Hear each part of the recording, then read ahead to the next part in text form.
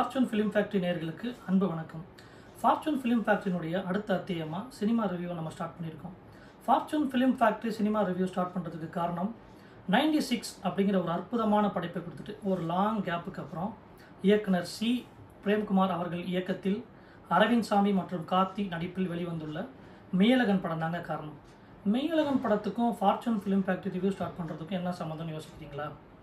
வீடியோவை ஃபுல்லாக வாட்ச் பண்ணுங்கள். வீடியோவோட கடைசியில் அதுக்கான விடையை நான் சொல்கிறேன். இந்த படத்தினுடைய கதை, தன்னுடைய வீடு தான் தன்னுடைய உலகம்னு வாழ்ந்துட்டுருக்கு அரவிந்த் சாமி.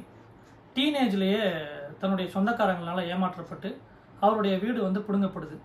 வீடு பிடுங்கப்பட்ட விரக்தியில் அரவிந்த் சாமியுடைய அப்பா நமக்கு இந்த ஊரே வேணான்னு சொல்லி அரவிந்த் சாமியும் தன்னுடைய குடும்பத்தையும் அழைச்சிக்கிட்டு மெட்ராஸ் போயிடுறாரு. 20 வருஷமாக எந்த விதமான தொடர்பும் அந்த ஊர் கூட இல்லை. இந்த ஊரை ஒரு வேண்டா வெறுப்பாக தான் அவங்க பார்க்குறாங்க. திடீர்னு ஒரு நாள் தன்னுடைய சித்தப்பா பொண்ணுக்கு மேரேஜ் அப்படின்னு ஒரு கட்டாயத்தின் பேரில் அரவிந்த் சாமி சென்னையிலேருந்து தஞ்சாவூர் வர வேண்டிய ஒரு சூழ்நிலை. கட்டாயத்தின் பேரில் வந்துடுறாரு. வந்த இடத்துல ஒரு சுவாரஸ்யமான ஒரு கதாபாத்திரத்தை அவர் மீட் பண்ணுறாரு. அந்த சுவாரஸ்யமான கதாபாத்திரம் தான் நம்மளுடைய கார்த்திக். கார்த்திக்கு அரவிந்த் சாமியை பற்றி எல்லாமே தெரியுது. அரவிந்த் சாமிக்கு கார்த்தி யாருன்னே தெரியல, அவருடைய பேர் கூட தெரியல. ஸோ ஒரு 2-3 இடத்துல அரவிந்த் சாமி கார்த்தியுடைய பேரை தெரிஞ்சுக்கிறதுக்காக ரொம்ப க்யூரியஸாக இருக்காரு. கார்த்தினுடைய பேரை எப்படியாவது தெரிஞ்சுக்கணும்னு சொல்லி அவர் ஆர்வமாக ட்ரை பண்ணுறாரு. ஆனால் ஏதாவது ஒரு இடத்துல ஏதாவது ஒரு தடங்கள் அந்த பேரை தெரிஞ்சுக்க முடியாத மாதிரியான ஒரு சூழ்நிலை உருவாகிடுது.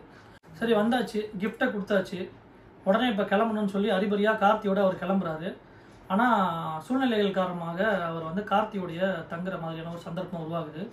அன்னைக்கு நைட்டு கார்த்திக்கும் அரவிந்த் சாமிக்கும் நடந்த உரையாடல்களும் நிகழ்வுகளும் அரவிந்த் சாமிக்கு எந்த அளவுக்கு மாற்றத்தை ஏற்படுத்துச்சு, அரவிந்த் சாமி கார்த்தி யாருன்னு தெரிஞ்சுக்கிட்டாரா இல்லையான்றது தான் இந்த படத்தினுடைய கதை. இந்த படத்தில் நிறைய பாசிட்டிவ் இருக்குது. நம்ம ஒன் பை ஒன்னாக பார்க்கலாம்.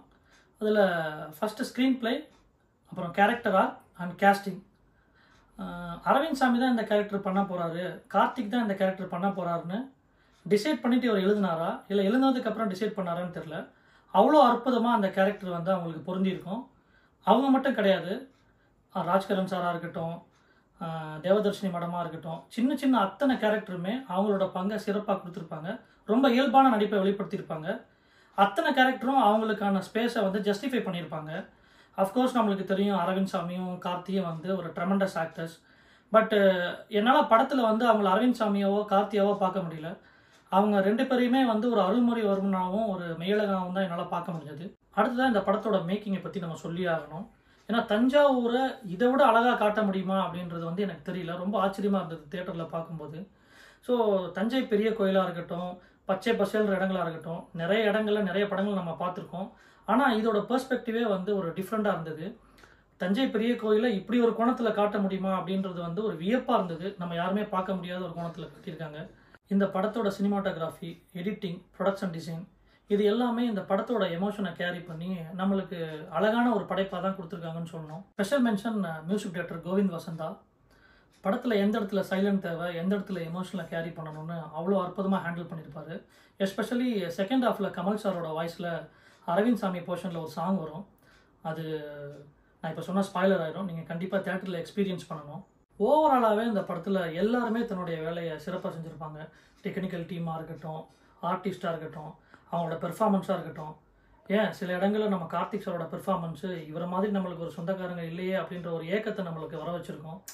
ஸோ இன்றைக்கி வளர்கிற மெட்ரோபாலிட்டன் சிட்டியில் உறவுகளுடைய வேல்யூ தெரியாமல் 2K கிட்ஸ்லாம் வளர்கிறாங்க. அவங்களாம் இந்த படத்தை பார்க்கும்போது திரும்பவும் போய் நம்ம சொந்தக்காரங்கள்லாம் பார்க்கலாம், சொந்தக்காரங்களுடைய வேல்யூ என்னென்னு அவங்களுக்கு புரியக்கூடிய ஒரு படமாக தான் இது இருக்குன்னு நான் பார்க்குறேன். இதுதான் இயக்குனர் பிரேம்குமாரோட வெற்றியாக நான் கருதுகிறேன்.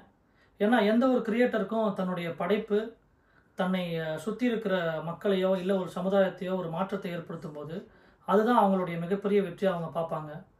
ஸோ அந்த வகையில் பார்க்கும்போது இந்த படம் கண்டிப்பாக உணர்ச்சிகளுக்கும் உணர்வுகளுக்கும் அதிகமான வேல்யூவை கொடுக்கும்னு நான் நம்புகிறேன்.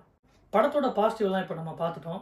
இப்போது நான் முன்னாடி சொன்ன மாதிரி fortune film factory movie review start பண்ணதுக்கும் மெய்யழகன் படத்துக்கும் இந்த படத்தை நீங்கள் ஏன் கண்டிப்பாக தேட்டரில் போய் பார்க்கணுன்னு சொல்கிறதுக்கும் ரீசன் இப்போ நான் சொல்கிறேன்.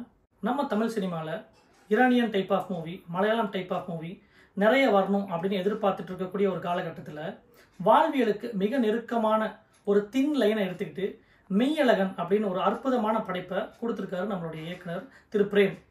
மெய்யழகன் மாதிரியான படங்களை நம்ம ஆதரிச்சா மட்டுமே நம்ம தமிழ் சினிமாவுக்கு மேலும் சில உன்னத படைப்புகள் கிடைக்கும்.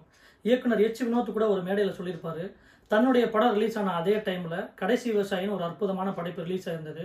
தனக்கு கிடைத்த ஆதரவு அந்த படத்துக்கு கிடைச்சிருந்தது அப்படின்னா தமிழ் சினிமாவில் நிறைய உன்னதமான படைப்புகள் வந்திருக்கும்னு.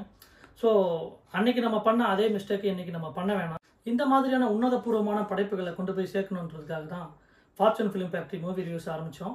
கண்டிப்பாக இந்த படத்தை போய் தேட்டரில் பாருங்கள். தேட்டரில் நீங்கள் பார்த்தோன்னே கண்டிப்பாக உங்கள் சொந்தங்களை பார்க்கணுன்னு தோணும். டிக்கெட் புக் பண்ணி உங்கள் சொந்தங்களையும் போய் பார்த்துட்டு வாங்க.